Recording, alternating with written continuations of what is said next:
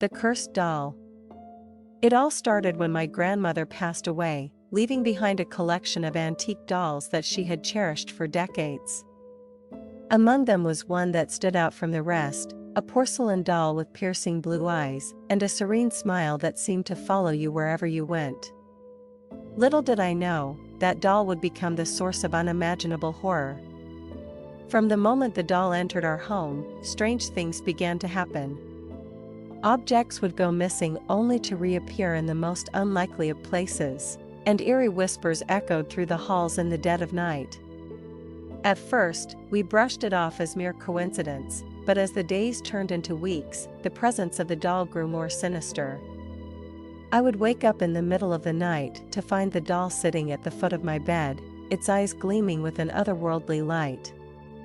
No matter how many times I tried to get rid of it, the doll would always find its way back into our home, as if it were bound to us by some unseen force. As the weeks turned into months, my family began to unravel. My parents argued constantly, their voices laced with a sense of desperation that sent shivers down my spine. And then, the accidents started to happen, small at first, but growing more frequent and more violent with each passing day. I knew then that the doll was to blame, its malevolent presence infecting our home like a poison. But no matter how hard I tried to convince my family, they refused to believe me, dismissing my warnings as the ramblings of a troubled mind.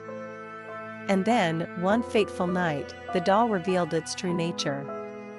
I awoke to the sound of screams echoing through the house, and as I rushed to investigate, I found my family huddled in terror, their eyes wide with horror. The doll had come to life, its porcelain limbs contorting in unnatural ways as it danced through the darkness, a macabre puppeteer pulling the strings of our fate. With each step it took, the air grew colder, and the shadows grew darker, until it seemed as though we were standing on the precipice of hell itself. I knew then that there was only one way to end the nightmare, to destroy the doll once and for all.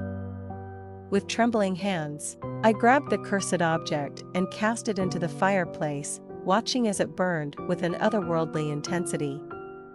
But even as the flames consumed the doll, its laughter echoed through the room, a haunting reminder of the horrors we had endured. And as the embers died away, I knew that some nightmares never truly end, they merely lie dormant, waiting to be awakened once again.